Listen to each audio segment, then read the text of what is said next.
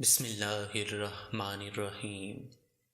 اللہ کے نام سے شروع جو بڑا مہربان نہایت رحم والا ہے۔ یہ زندگی کتنی عجیب ہے۔ یہاں لوگ ہمارے بارے میں ایک صفحہ پڑھ کر پوری کتاب خود ہی لکھ دیتے ہیں۔ کچھ لوگ ساری ساری رات اپنے لیے جنت کی دعا مانگتے ہیں، لیکن دوسروں کی زندگی انہوں نے جہنم بنائی ہوتی ہے۔ ہمیشہ دوسروں کے جذبات کا خیال رکھیں، کیونکہ بعض اوقات آنسوں کا مطلب خوشی اور مسکراہٹ کا مطلب درد ہوتا ہے۔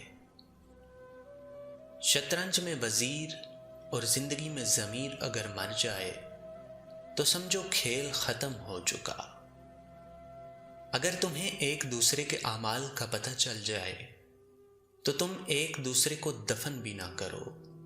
اللہ نے تمہارے عیب چھپا رکھے ہیں، اس پر شکر ادا کرو، اور دوسروں کے عیبوں کو بھی چھپانے کی عادت ڈالو، کیونکہ برائیاں آپ میں بھی ہیں اور زبانیں دوسروں کے پاس بھی ہیں۔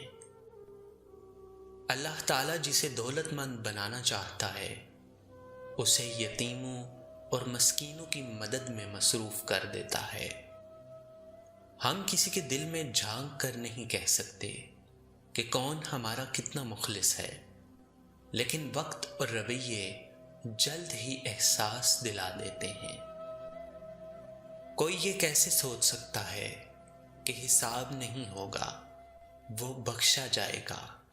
یاد رہے، حساب دینا ہوگا، ایک ایک آہ کا، آنسو کا، تڑپ کا، بے حسی کا اور بے رحمی کا۔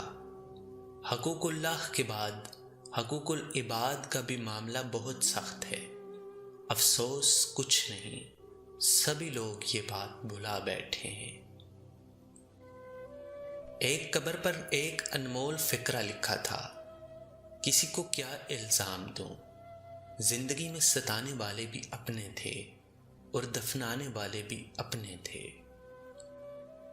ہمیں پتہ بھی نہیں ہوتا ہمارا رب ہمیں کس کس موقع پر گرنے سے پہلے ہی تھام لیتا ہے۔